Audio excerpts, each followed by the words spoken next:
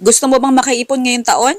Eto, subukan mo to kasi itong recipe na to, mabenta to ngayong mga susunod na mga buwan. Oo. So, ayan, habang naglalagay tayo at nagtutusta ng breadcrumbs sa ating lutuan, comment ka naman sa baba kung taga saan ka. Malay mo, ikaw na yung susunod natin na mabigyan ng libreng electric hand mixer.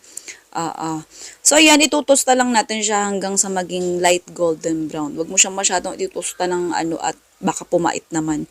Hindi siya maganda pagka tinusta mo ng bonggang-bongga eh. Isalin lang natin siya sa lalagyan at itabi. Siyempre, huwag kalimutan simutin ang lutuan kasi bawat latak pinabayaran. Okay? After nun, ayan, maghiwa tayo ng cheese. Yung cheese natin, optional lang. Pwedeng hindi ka magpalaman, pwede rin namang magpalaman ka. Okay, pwede rin namang mas makapal yung palaman na nung cheese mo, pwede rin namang mas manipis. Depende sa'yo. Tapos yung brand, masarap din naman kahit yung pinakamas mura ang bibilihin mong palaman. Oo, para sa recipe mo na to. So, ayan, may mga times, hindi nyo nakikita sila Yuki, sila Esha, sila Ethan dito sa ano natin. At ayan, medyo may kakulitan kasi sa Yuki, masyadong talented. Next, punta tayo sa susunod na step natin, procedure. Maglagay tayo dito ng giniling na malagkit. Next, maglalagay naman tayo dito ng giniling na bigas. Kung wala kang giniling na bigas, pwede na yung harina.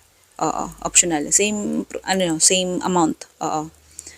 Tapos sa asukal, depende sa'yo kung gaano karami yung ilalagay mo.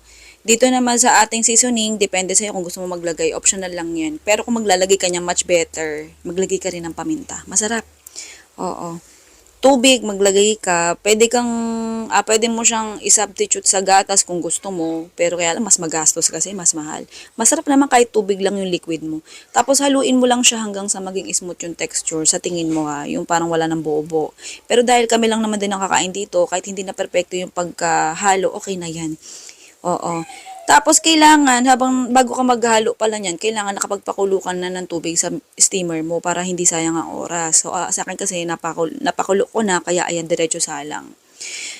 Tapos yung lakas ng apoy, oo, mga medium low heat lang. Oo. Tapos ayan, ganyan lang siya kabilis lutuin. Tansyan-tansya lang ha. Di ka naman abutin isang oras dyan sa pag-steam. Sobrang bilis lang maluto niyan. Tapos pahid tayo ng mantika sa kamay natin.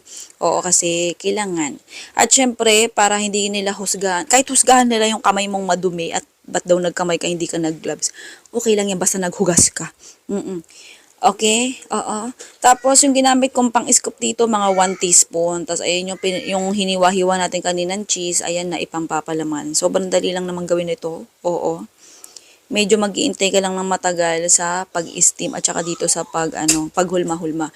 Kung meron ka namang kasama dyan na makakatulong sa'yo sa paghulma-hulma para mapabilis ka, ay magpatulong ka na. Okay, tapos ito yung tinusta nating breadcrumbs kanina. Ayan yung pang-coating natin. Bale, yung unang mga recipe ko nito, inulit ko na lang ito pero ibang procedure naman. Para sa mga bawal sa mantika at nag-iiwas sa mantika. Yung unang recipe ko nito, kailangan talaga ipiprito. Madalas naman ang tikoy, di ba, pag binibili nyo ng buo, piniprito nyo pa yan bago nyo kainin. So, ito yung tikoy natin na hindi na ipiprito para sa mga bawal sa mantika. Okay? Ganyan lang siya kadali. Pero kung gusto nyo siya iprito, oo, i-deep fry, wag nyo nang itosta yung breadcrumbs kasi lulutuin nyo naman yun. Masusunog kapag tinusta nyo pa. Tsaka dagdag procedure pa sa inyo. Dagdag oras. So, sa container naman na ginamit ko rito, medyo kakaiba. Para bago naman sa paningin at mas maganda kasing maka-attract sa customer yan, kailangan presentable yung container mo. Kung gusto mo gamitin yung gantong container, ilalagay ko lang yung link sa baba o kaya sa screen, check mo na lang. Okay? Tapos, bawat serving natin, bawat container, meron 7 pieces. Kung gusto mong mas marami ilagay, syempre, depende sa dami ng per serving mo, yung costing mo ha. Okay, baguhin mo na lang yung costing. Okay, lalagyan ko na rin ng per piece kung magkano, per piece na costing kung magkano siya pwede ibenta kung per piece nyo siya gusto ibenta. Kung isasabay nyo siya pwede nyo isabay ito. Kung per piece nyo ito ibebenta, gamit kayo toothpick. Tapos isabay nyo sa mga binibenta nyo mga fishball. O para hindi puro alat naman ang binibili nila sa inyo, bongga. Idea lang naman yun kung gusto nyo. Pero kung gusto nyo pang sosyalin, pang resto, ganyan, pang online selling, ayan, eto maganda. Gandahan nyo yung container nyo para mas attractive. Oo, kasama na sa marketing yan pag maganda ang packaging mo. At syempre, dapat malinis din yung pagkagawa.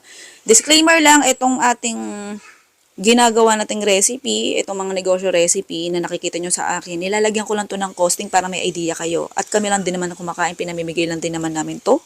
Oo. Nagkakaroon lang ng costing kasi marami nagtatanong kung magkano pwede ibenta, magkano pwede kitain, ganun. Kaya may costing. Ganun talaga, pag may costing ka, alam mo na dapat ang kikitain mo. Alam mo na rin kung malulugi ka. Okay, sige na, goodbye, good luck. Love you.